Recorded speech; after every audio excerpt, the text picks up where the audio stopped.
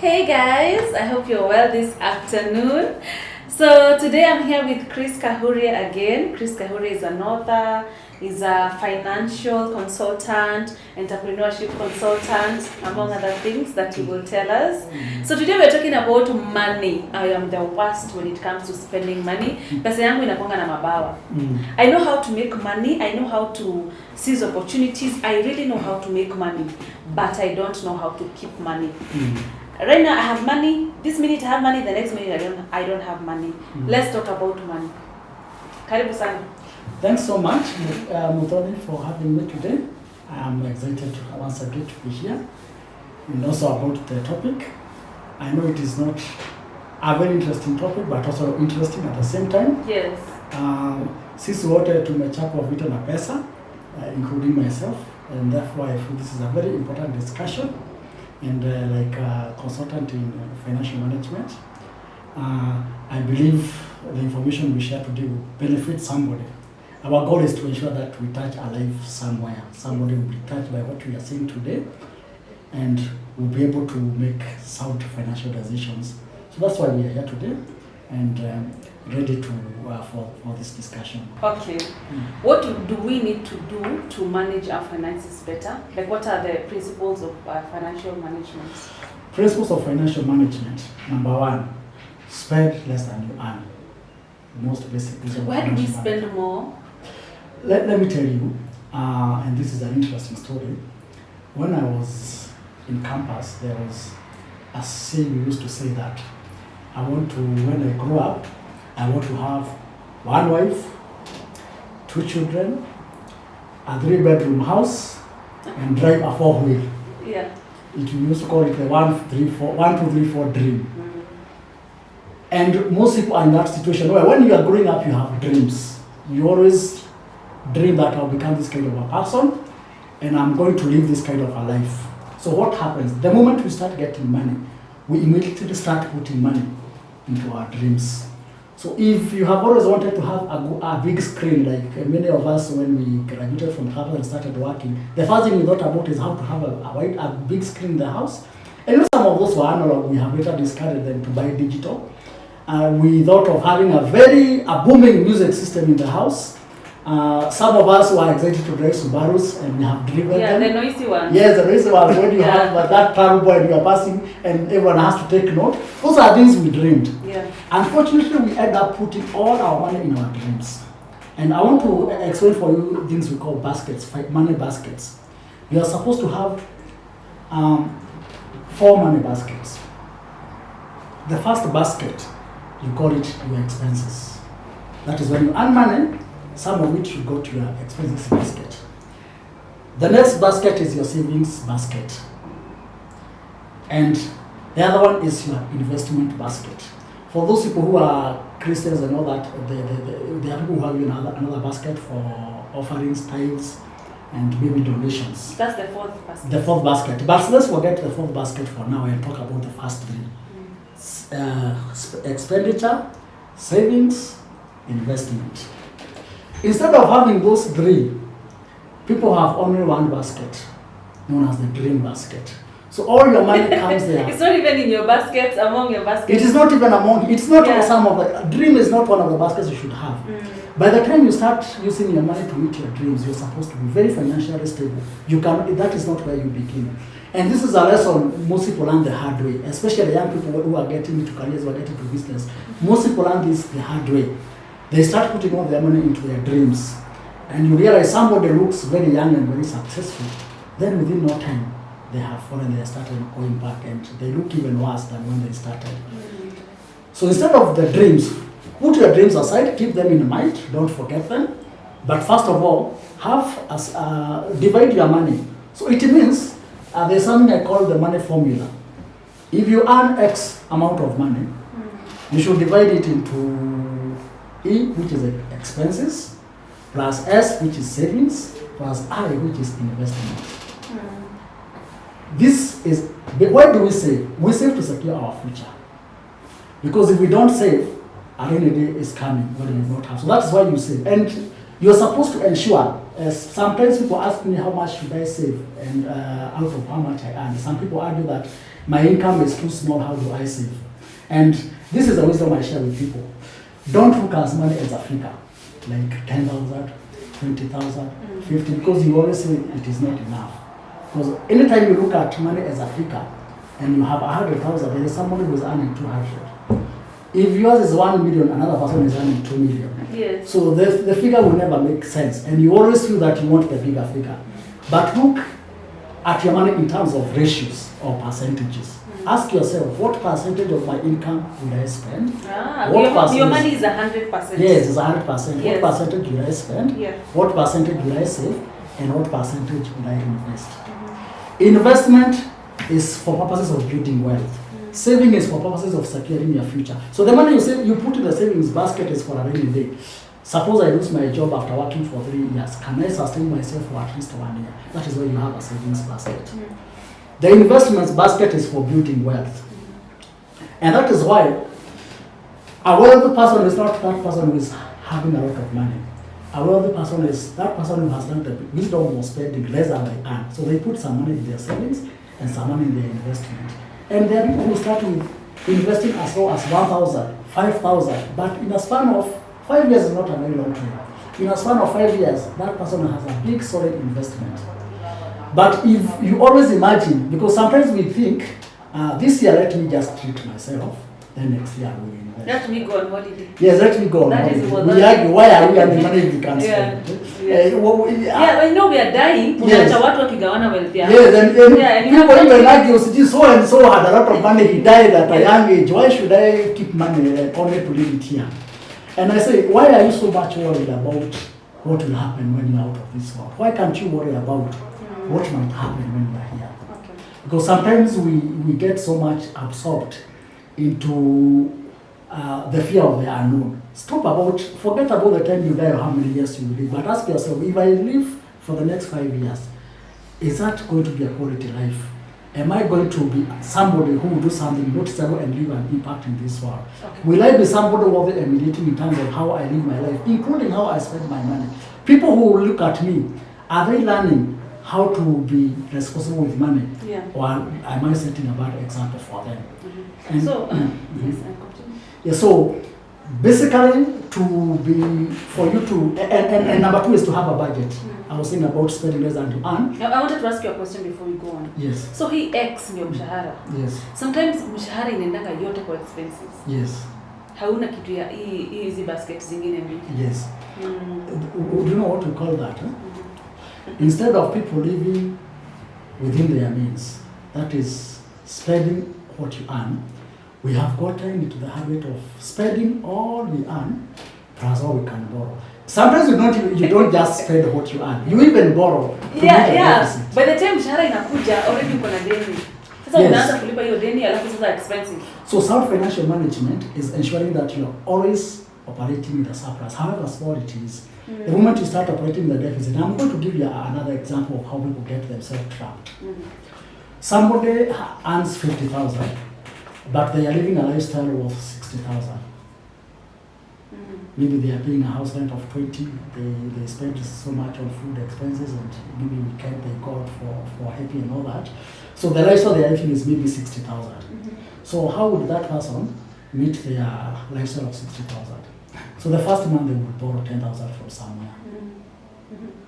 So they had a deficit of 10.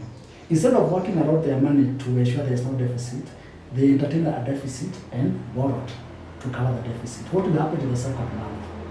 In the second month, this person's lifestyle is still 60,000.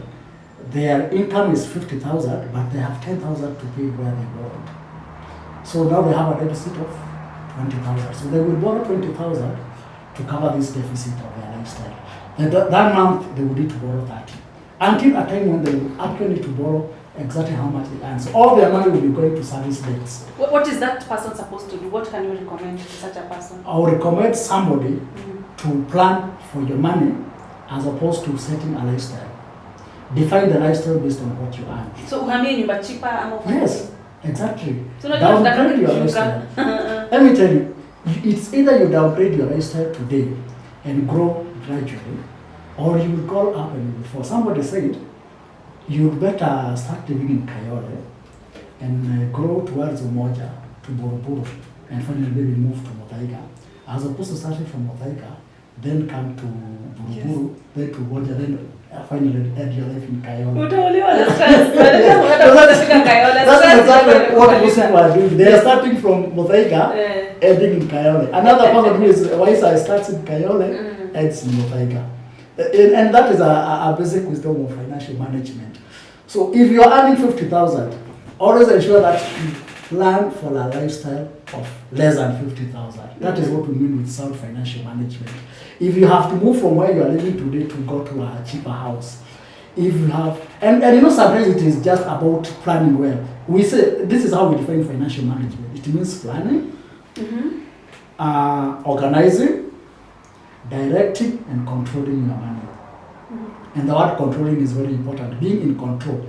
Do not let money control you. Yeah, you have to control it. Yes, because money excites people. Yes. And you know, people think that when you mention a certain figure of money, it sounds like a lot of money. Like when you mention a million, people think it is a lot of money. But I can assure you, Mutoni, if you had 1 million today and you start spending it, you will not realize when it is ending. Yeah, what is it? Itaisha immediately. Mmoja wetu tu ndiye anaweza lala uhai. Money will not. By the way, money in economics, say money is an economic resource. Yes. An economic resource, by definition, are supposed to be scarce. They are scarce. Yes. Money is a scarce resource. Because it is never enough. Yeah, so if it is a scarce resource, it has to be managed responsibly for it to be enough. Otherwise, it will never be enough. Yeah. So you are talking about principles. Yes. Principles of financial management. We said, first of all, spend less than you earn. Number two, have a budget. And that's where I was headed to. Have a budget. So if you're earning 50,000, write it down. And a budget is not in the head. I don't know where people got this idea of mental sums. We call them mental sums. You know your budget. Sit down and write how much do I pay rent, how much do I pay for food, how much do I pay for transport. If you find that after you've written your rent and your food, your transport, your money is over, start reducing maybe on your rent. And by the way, let me tell you, rent is one of the most important things to define very well. Nairobi tunatafuta tu rent. Yes, but you know what we do? I'm saying we are more pushed by a desire to live a certain lifestyle than the desire to be stable, financially stable, both now and in the future. Yes. So when I come to Nairobi, I don't want to start from Kibra or from Mathare or from whatever. Because I feel that is not me. That is not the kind of life I want to live. So afadhali ning'ang'ane niishi moja. Unataka watu wakuone kibera. Nisiambianga watu ili uishi more kuliko kuambia mtu mimi uishi Mathare. Because when I tell people ninaishi Mathare, people associate me with a certain class. When I tell them I live in Buruburu, they associate me with that. And I personally find myself in that kind of a trap. Where I want to live in a good house, but I know I'm struggling to pay it. Yes, I know I'm struggling to pay it, but I still think I can. You know, we operate by faith. You know, we say we move by faith and not by sight. So you know very well that your lifestyle is worth 100,000, your income is 50, but you believe, unaamini pesa Mungu atatengeneza njia. Na pesa, mambo ya pesa, sisemi watu wasiamini, but money is one of the things that operates with reality. Amini all what you want to believe all that you want to believe. But money always comes down to reality. How much do you earn and how worth is your lifestyle? So have a budget. Write down the items. Yes. And number three, don't get into the temptation of upgrading your lifestyle every time you have an extra income. What is it? Because what is the impasse that comes to our minds? If I was earning 50 and now I'm earning 70, I think I can move to a better house. That is always what comes to our mind. Instead of asking ourselves, if I've been earning 50 and I can stay here, suppose I still stay here, I will save some money. At least 20 I can save. And that is how you start building wealth. So, but when you're always pushed, and somebody gave an illustration of somebody who, maybe somebody who is a hawker. When you are a hawker and you have come to Nairobi, you are a pure hustler. And you cannot even afford fare to work. So utapata somebody is staying somewhere in a slum where they are paying a rent of maybe 2,000 to 3,000. Then they walk to work. Anabeba mali yake to work. Jioni anatembea back home. Then that person, because they are very hardworking, they start making some money. Now, what is the first thing they do when they start making some money?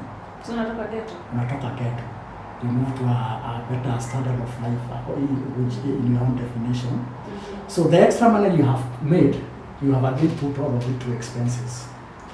Then, huyo mtu sasa when he makes some money anasema mimi nimekuwa nikitembea sana.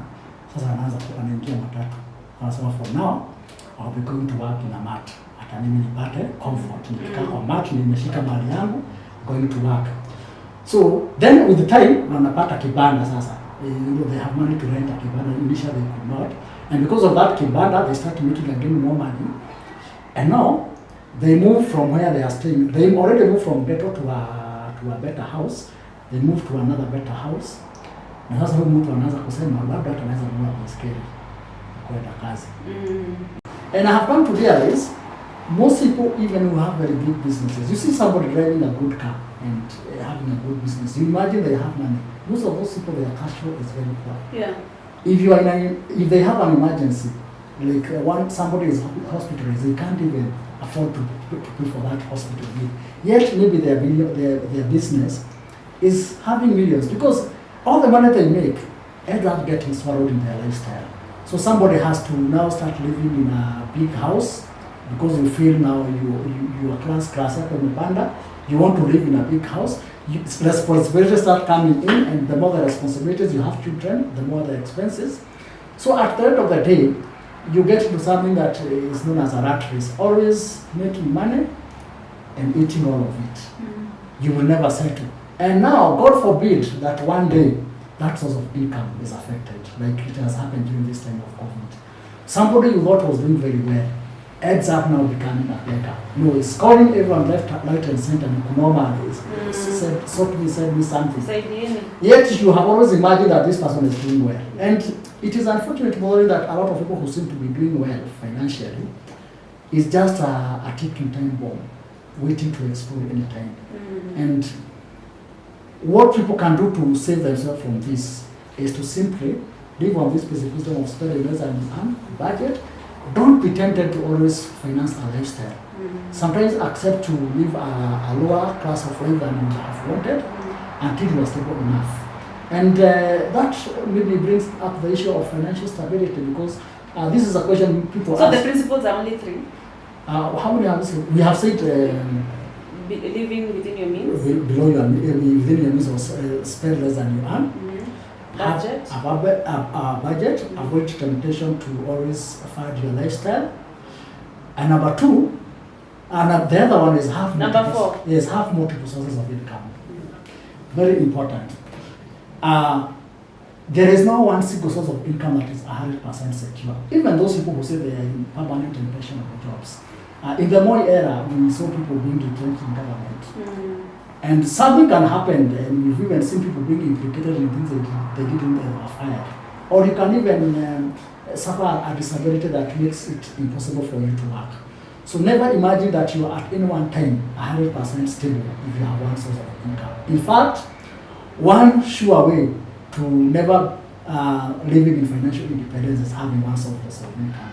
So you should have multiple sources of income so that when one is down, then one is up. There is a verse in the Bible that says that you should sow your seed in the morning and sow also in the evening because we don't know which one we do, whether it is this or that.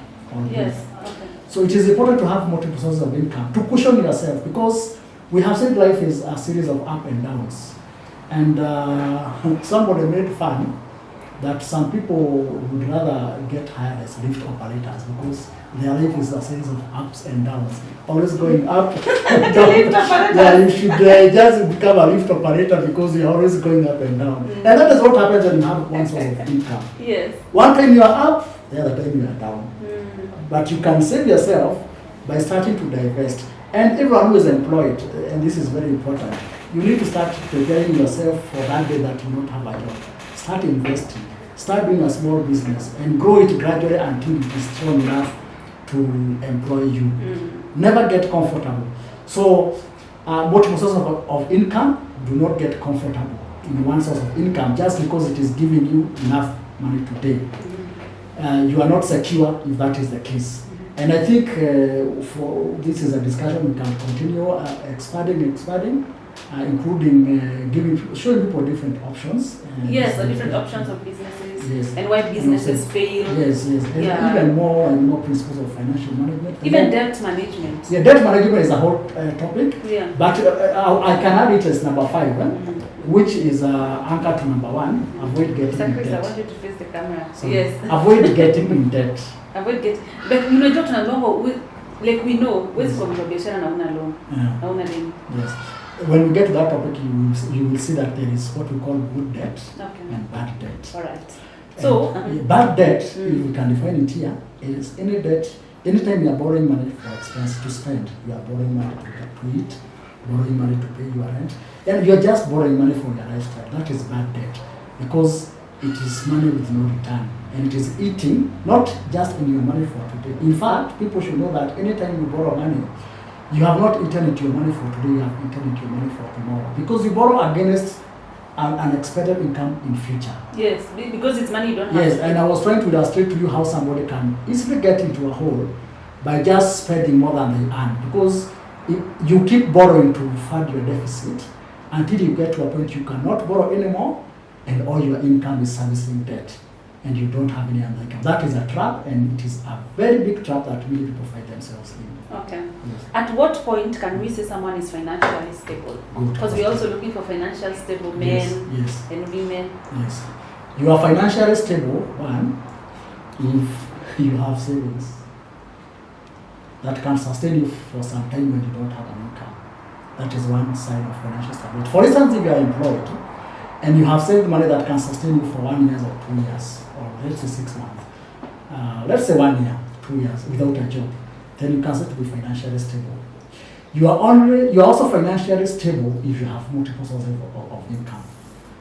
We have said there is no one source of income that is 100% secure. So as long as your source of income is one, you are not financially stable. However much money you will be earning today, you are also financially stable if you are not in bad debt.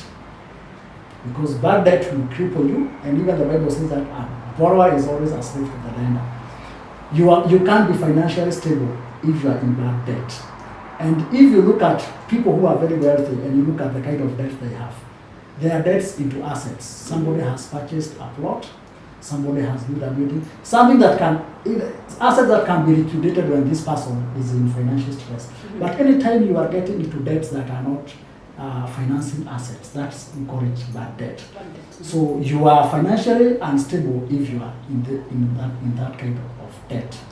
And you're also financially unstable if you're not doing anything to improve your future income. Either if you are employed and you are not doing anything to grow your employment income, and I would discourage people from thinking that you can get financially stable in employment. That is a fallacy. That's why I say it is a fallacy, because you have assumed that that job is 100% secure. There are people who are paid very good money in their employment, but the moment they are employed, we've seen cases where somebody is fired today and even tomorrow they cannot eat, or next month they cannot eat. So you can't claim to be financially stable if employment is your only source of income. You need to multiple sources of income. How can you stop living from hand to mouth? Because we're here saying hand to mouth, hand to mouth. Accept the reality. If your money is 50,000, live within your means. And know that, I normally say, we are all on a journey at different stages in that journey. Sometimes we want to compare ourselves with others. Maybe with our siblings, maybe you have a sibling who is living very well, you are trying to compete with them, you have a friend, a classmate, or people around you. Always accept your reality, so that you can always budget for money within what you earn. This thing of living hand to mouth is sometimes artificial. It is something we have created ourselves. There are people who live from hand to mouth, yet they earn money that others are using to live a good life. So make sure that you have a lifestyle that you can afford. Think about the most important things first and start with them, then grow gradually. Yes. As we wind up, what's the most important lesson we need to know about money? The most important lesson about money? What is it we don't understand really about money? You started by saying that money has wings. Yangu iko na mabawa. I know how to make money. I know, but I don't know how to keep money. Yes. I spend all of it. I will illustrate it with a a situation we have in the Bible, and I think I had alluded to that when we were starting, that life has enough ups and downs, and they are always equal. In the Bible, we have a case where in Egypt, where there were 7 years of plenty harvest and 7 years of drought. 7 years of plenty harvest and 7 years of drought. And if you worry not for the fact that Joseph was able to interpret Pharaoh's dream, that nation would literally have perished. Because you can imagine people having 7 years without food. But the basic wisdom of one man saved a nation and an entire world from starvation. Because he showed them how to deal with their times of plenty by ensuring that you set aside something, because a time of scarcity is coming. So the most important lesson in financial management is to ensure that you always set some money aside. Don't spend all your money. Don't spend all you earn. Set some money aside. There is nothing wrong if a bad time never comes, because that money is still yours. One day you can find yourself with wealth and you can enjoy the kind of lifestyle you want. But always bear in mind that anything can happen in this world, and we are living in the times where we don't even have an idea what might happen tomorrow. Before COVID came, no one even had an idea. Yes. But it came, and we are living with it. And some people have lived comfortably during this time of COVID. Others, it has been a very big struggle. Yeah. And it is just because sometimes, not because we have never had money in the past, it is just because when we had that money, we were comfortable. So never be comfortable with money. Always set aside some money, and always try to find ways of getting more money by having more sources of income. Thank you so much, Chris. Thank you so much. I hope he's answered most of the questions. Watu wamenirequest sana nilete mtu anayeongea financial management. Yes. Here he is, and you also do coaching and training and consultancy. Yes. So in what situations should people come to you?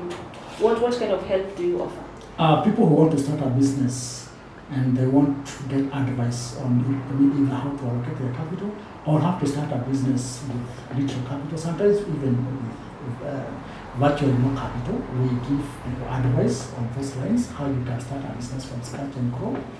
If you feel you are struggling with your finances and you want advice, we are there, always want to help you, showing you how that money you think is enough can be enough for you. We take you through a process of realigning your priorities.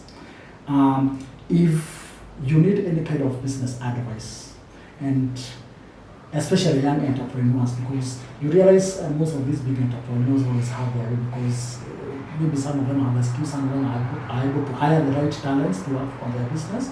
But there are those people who are literally running their businesses, and you feel you are stuck, you want to know how to run your business successfully. You are struggling with any issues, whether it is issues of taxation and all that, how to handle them in your business.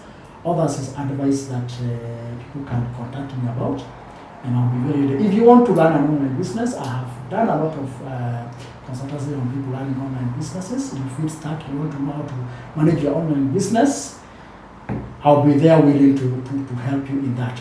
And if you literally don't know where to start, and, Yes. and you want just somebody to give you an insight, Yes. always we are ready for that. Yes. Thank you so much, so much. I will put your contact down here. Please, if you have issues with money, if you are looking to start making money, if you've made bad decisions with money, like now, hey, mimi zile bashida niko nazo. Like, You are not alone. yeah, I'm not. I know I'm not Yes. alone. I know I'm not alone, because I was even talking about the same thing with my friends. They go through the same thing. You know how to make money, but you don't keep enough. Yes. Yeah.